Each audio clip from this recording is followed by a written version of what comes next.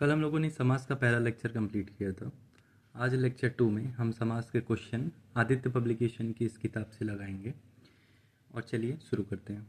पहला क्वेश्चन है इसमें, समास के पदों को अलग करने को क्या कहा जाता है। तो कल ही लेक्चर 1 में और ये सारी चीज़ें बात हो चुकी हैं, तो एक बार ज़रूर उसका रिवीजन कर लें आप। तो समास के पदों को जब हम अलग करते हैं तो उसे विग्रह कहते हैं। मतलब विग्रह चिन्ह, विभक्ति चिन्ह बीच में होता है, इस वजह से इसको विग्रह इसका उत्तर होगा। दूसरा सवाल है, अनुरूप में कौन सा समास है। अनुरूप, जैसा कि कल ट्रिक में भी था कि अनु अगर आपका प्रथम में आता है तो अनु में अव्ययी भाव समास होगा। चौथा क्वेश्चन है, प्रत्यंग किस समास का उदाहरण है। प्रत्यंग अगर प्र भी आगे आ रहा है तो भी अव्ययी भाव समास। अव्ययी भाव समास उसे समास को कहते हैं जिसका प्रथम पद प्रधान होता है। चौथा क्वेश्चन है, आमरण। आमरण में कौन सा है, तो आ जो शब्द था वो अव्ययी भाव के लिए होता है, इसलिए आमरण अव्ययी भाव। यथाशक्ति, यथा भी अव्ययी भाव, मतलब प्रथम पद इसका प्रधान है। भीष्म पितामह ने आजीवन शादी न करने का प्रण लिया था। तो भीष्म पितामह ने आजीवन, तो आजीवन शब्द को खोजना है, तो आ जो शब्द था जिसके भी क्वेश्चन में आ आगे लगा हुआ होता है वो आपका अव्ययी भाव समास होता है। यथासंभव अभी ऊपर देखा हम लोगों ने, यथा का मतलब होता है जहाँ पे भी अव्ययी भाव समास है। आठवां प्रश्न है, जिस समास का पूर्व पद या प्रथम पद प्रधान है उसे अव्ययी भाव कहते हैं। प्रतिमान, देखिए इसमें प्रति आगे लगा है तो इसका भी उत्तर होगा अव्ययी भाव। रातों रात, रातों रात, दिनों दिन, ऐसे जो शब्द होते हैं वहाँ अव्ययी भाव है। यहाँ पे द्वंद्व को नहीं करेंगे आप। द्वंद्व में बीच में एक कोई विभक्ति होना चाहिए, मतलब और लगा हुआ हो या डैश लगा हुआ हो तो तब, क्योंकि विलोम होते हैं दोनों के दोनों शब्द। रसासर, सॉरी 11वां क्वेश्चन है, सरासर। सरासर जो सर शब्द है अगर आगे लगा हुआ है तो वो भी अव्ययी भाव का उदाहरण होता है।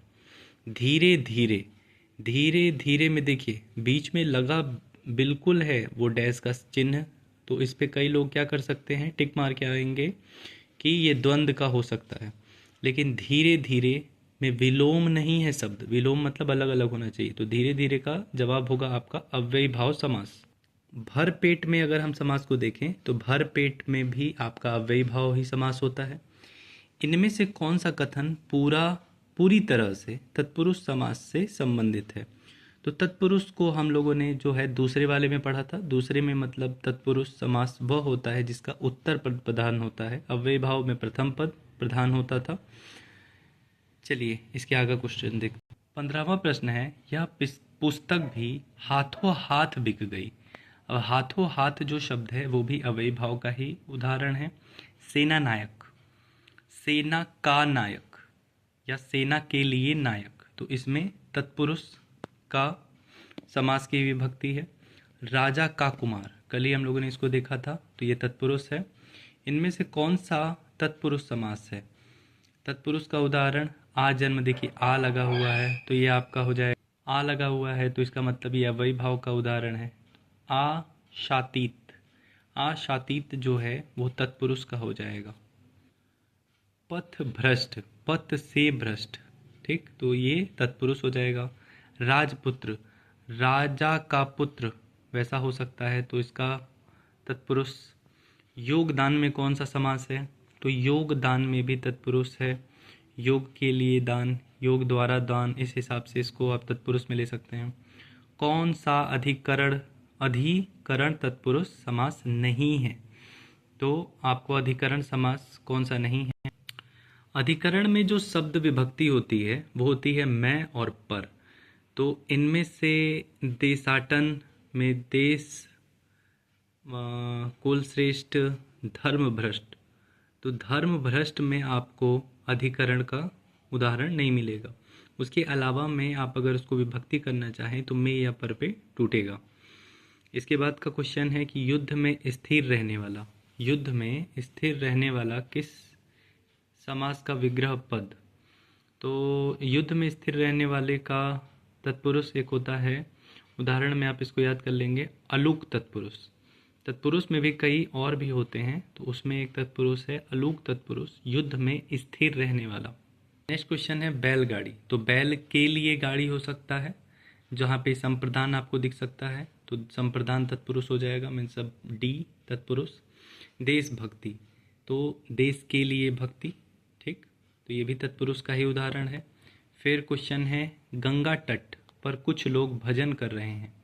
गंगा तट को आप जब विभक्ति करने की कोशिश करेंगे, तोड़ेंगे, तो ये गंगा पर स्थित है वैसा हो सकता है, या गंगा तट का हो जाएगा तत्पुरुष। फिर है वाचस्पति। वाचस्पति में भी होता है तत्पुरुष अलूक। फिर क्वेश्चन है 28वां, मुंबई में गगनचुंबी इमारतें बहुत हैं। गगनचुंबी जो शब्द है, गगन को चूमने वाला, तो इसमें संप्रदान, गगन को चूमने वाला संप्रदान तत्पुरुष। इसके बाद 29वां क्वेश्चन है, शास्त्र प्रवीण महाविद्यालय में पीताम्बर धारण करने आते हैं। इस वाक्य में तत्पुरुष समास में से कौन सा पद है? तो सहस्त्र प्रवीण, ये जो शब्द है ये तत्पुरुष होगा। उसके अलावा किसी में भी कोई भी कारक चिन्ह नहीं हो सकता। मद माता, मद से माता, तो से जो विभक्ति होती है वो करण के लिए है, तो वो हो गया तत्पुरुष। मृगन, मृग नयन, मृग नयन। अब इसमें यहाँ पर आपको कर्मधारय, कर्मधारय, कर्मधारय का मतलब वो होता है जहाँ पे एक शब्द विशेष विशेष्य, विशेषण और विशेष्य कहें, या उपमान या उपमेय की तरह हो, मतलब किसी तरीके से इन दोनों में तुलना की जाती है। तो मृग नयन का आपका आंसर हो जाएगा कर्मधारय। नेक्स्ट क्वेश्चन है कि निम्नलिखित में से कौन सा शब्द कर्मधारय समास का उदाहरण है?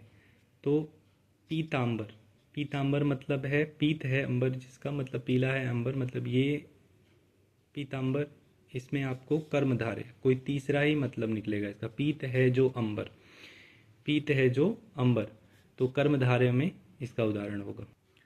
गुरुदेव, गुरुदेव में भी कर्मधारय ही है, क्योंकि गुरु है जो देव, या इस तरीके से आप चाहिए तो दोनों में समानता दिखाने की कोशिश की जाती है। गुरु को देवता के समान कहा गया है, तो कर्मधारय हो गया। परमानंद, परमानंद में भी परम आनंद से है, तो कर्मधारय। कर्मधारय समास नहीं है, किस में नहीं है? तो नील गाय में तो सीधे दिखाई दे रहा है कि संबंध है। कृताकृत में भी है, प्रिय सखा में भी है, दोनों में संबंध है। तो विद्याभ्यास, विद्याभ्यास भी आप कह सकते हैं, तो इसका आंसर होगा डी, जिसमें नहीं दिखाई दे रहा कर्मधारय। कर्मधारय समास का उदाहरण है, तो कौन सा उदाहरण हो सकता है? नीलकंठ कर्मधारय, गगनचुंबी, श्वेत पत्र और पाठशाला। तो इस हिसाब से अगर हम देखें तो कर्मधारय का उदाहरण हो जाएगा सी, श्वेत पत्र। आगे 37वां क्वेश्चन देखें तो निम्नलिखित में से कौन सा समास नहीं है? कौन सा समास नहीं है? अव्यय भाव कर्म कारक समास कोई नहीं होता, तो कर्म कारक इसका सही जवाब होगा। महाजन, महाजन महान जन के लिए है, तो ये हो जाएगा आपका कर्मधारय के ही अंतर्गत आएगा। निम्नलिखित में से कौन सा कर्मधारय समास है? तो नील गगन, नील गगन को आप कर्मधारय कह सकते हैं, क्योंकि एक शब्द इसमें उपमेय या दूसरा उपमान के तरह है। देव जो महान है, तो दोनों में एक तरीके से महानता का है, जो जैसे के समान, मतलब दोनों के बीच में एक तुलना की जा रही है, तो कर्मधारय। देशांतर में कौन सा समास है? तो देशांतर में भी कर्मधारय है। मैं श्री रामचंद्र जी के चरण कमल की वंदना करती हूँ। देखिए, जहाँ पे भी दो चीज़ों के बीच संबंध स्थापित की जा रही है वहाँ पर कर्मधारय समास है, तो यहाँ पे कर्मधारय उत्तर होगा। वचनामृत, समस्त पद का विग्रह। वचनामृत को अगर आप तोड़ेंगे तो हो जाएगा अमृत रूपी वचन। वचनामृत मतलब वचन जो कि अमृत है, तो अमृत रूपी वचन। कृताकृत, कृताकृत ये कर्मधारय का उदाहरण में है, कृताकृत कर्मधारय। नीलांबर, नीलांबर शब्द में कौन सा समास है? तो नीलांबर में होता है कर्मधारय, क्योंकि कर्मधारय में भी विशेषण और विशेष्य को आप देख सकते हैं। नीला है अंबर, जो एक दूसरे में क्या किया जा रहा है, समानता दिखाई जा रही है। फिर है निम्नलिखित में से कर्मधारय समास का कौन सा उदाहरण है। आजन्म, तो ये हो जाएगा आपका अव्ययी भाव। कामचोर नहीं होगा। सपरिवार, स तो अव्ययी भाव ही है। प्रिय सखा, तो यहाँ पे सखा जो कि प्रिय है तो कर्मधारय। परमेश्वर में कौन सा समास है। परमेश्वर में देखिए, परमेश्वर मतलब परम ईश्वर के लिए है। यहाँ पे संबंध दिखाया जा रहा है तो कर्मधारय। सतसई, सतसई में अब देखिए द्विगु, अगर आपको द्विगु याद है तो द्विगु वह था जिसमें कि द्वि मतलब दो, जहाँ से हम लोगों ने इसको याद किया था कि जिसमें भी प्रथम जो पद है आगे आपको अगर कोई भी संख्या दिखाई देता है तो उसे द्विगु में लेते हैं। तो सत सही सात, सात से वहाँ से आता है सत, तो द्विगु। जिस समास में प्रथम पद संख्यावाची है, अभी मैंने बताया, तो द्विगु। तिरंगा, तीन रंगों का, तो द्विगु। जिन समासिक शब्दों में पहला पद संख्या को व्यक्त करता है, अभी बताया, द्विगु। फिर है अष्टध्यायी, सेम, 8 यहाँ पे संख्या आ रही है तो इस वजह से द्विगु। त्रिवेणी शब्द में कौन सा समास है। त्रिवेणी देखिए तीन, तीन, तो द्विगु। द्वंद्व, द्वंद्व में दोनों शब्द क्या होते हैं, प्रधान होते हैं, तो दोनों पद अगर प्रधान है तो द्वंद्व। जिस समास का पूर्व पद या उत्तर पद समान रूप से प्रधान होता है, द्वंद्व। जिस समासिक शब्द में पूर्व पद और उत्तर पद गौण होते हैं, ठीक है, पूर्व पद आगे वाला और उत्तर मतलब पीछे, दोनों शब्द गौण है, कोई तीसरा ही प्रधान होता है। कोई तीसरा मतलब कोई तीसरे को ही हम महत्वपूर्ण मानते हैं तो बहुब्रीहि है। जिस समास का कोई पद प्रधान नहीं होता वो बहुब्रीहि, क्योंकि इसमें कोई तीसरा ही प्रधान होता है। निम्नलिखित में से कौन सा शब्द बहुब्रीहि समास का उदाहरण है। तो दशानन, दशानन को आपको देखते ही मतलब सुनते ही शब्द रावण की आवृत्ति दिमाग में होती है, मतलब रावण शब्द, जैसे लंबोदर से गणेश जी, उस हिसाब से इसका उदाहरण बनता है, तो बहुब्रीहि। बारहसिंघा, बारहसिंघा का नाम सुनते ही तुरंत आपको बारह सिंहों का एक पर्टिकुलर हिरण का बारे में सोच आती है, तो वो बहुब्रीहि हो जाएगा। चक्रपाणी, चंद्रभाल, सुलोचना, चक्रपाणी, ये सारे के सारे मतलब पर्टिकुलर किसी एक के लिए, मतलब ये सारे के सारे बहुब्रीहि में चक्र को धारण करने वाला, जैसे कि विष्णु जी, उस तरीके से है ये। निम्नलिखित में से कौन सा चक्रपाणी में प्रयुक्त समास है। तो अव्ययी भाव है, बिल्कुल। कौन सा अव्ययी भाव समास के अंतर्गत आता है। तो वीणा पाड़ी मतलब वीणा को धारण करने वाली, तो बिल्कुल बहुब्रीहि, जो कि आपको पता है सरस्वती जी हैं। इसके बाद है बहुब्रीहि समास का उदाहरण कौन सा है। तो चतुर्भुज, चतुर्भुज चार भुजाओं को रखने वाला, पंचवटी, करोड़पति, चरण कमल, तो इसका उदाहरण मतलब चतुर्भुज होना चाहिए। जिससे कोई पद प्रधान नहीं होता, अन्य कोई प्रधान होता है, जैसे कि तीसरा पद जिसमें प्रधान होता है, तो इसका उदाहरण आंसर हो जाएगा बहुब्रीहि। 65 को अगर आप देखेंगे तो यहाँ मार्क किया हुआ भी है कि कौन सा समास किस में है। तो देश विदेश, देश विदेश मतलब एकदम विपरीत है, विलोम है, बीच में एक आपको चिन्ह भी दिखाई दे रहा है, तो द्वंद्व हो जाएगा। वहीं पे द्वंद्व विलोम मतलब यथा शीघ्र, यथा, आवत, ऐसे जो शब्द आगे आते हैं तो अव्ययी भाव होता है। गिरधर, गिर को धारण करने वाला मतलब श्री कृष्ण, तो बहुब्रीहि। और विदेश गमन, विदेश गमन, ये हो जाएगा विदेश से गमन या विदेश के लिए गमन, विदेश में गमन, तो वहाँ से तत्पुरुष समास। समास का अर्थ क्या है। तो समास का अर्थ अगर आप देखें तो संक्षिप्त में कहने से मतलब था, तो ए हो गया। यथा विधि, यथा अगर आता है तो अव्ययी भाव। निम्नलिखित में से कौन सा अव्ययी भाव समास नहीं है। तो प्रति है तो बिल्कुल है अव्ययी भाव, यथा है तो है, प्रतिदिन में भी होता है, लेकिन आय और व्यय इसमें अव्ययी भाव समास नहीं है। अनुरूप में कौन सा समास है। तो अनु अगर आगे अगर आपके आ जाता है तो अव्ययी भाव ही होता है। आजन्म आ गया तो अव्ययी भाव ही होगा। प्रतिदिन में कौन सा समास है। तो प्रतिदिन, प्रतिदिन में भी शुरू में ही ये क्वेश्चन आए हुए हैं, रिपीटेड टाइप के आ रहे हैं, तो अव्ययी भाव। चक्र पाणी दर्शन नाथ, पद में मान्य समास कौन सा है। तो वैसे तो चक्र पाणी दर्शन नाथ में आपका है अव्ययी भाव समास इसके अंतर्गत आएगा, और ये थोड़ा सा अलग है, इस वजह से इसको मार्क भी किया हुआ है। कौन सा शब्द अव्ययी भाव समास का उदाहरण है। तो नवग्रह, नौ ग्रहों का, तो ये हो जाएगा आपका द्विगु।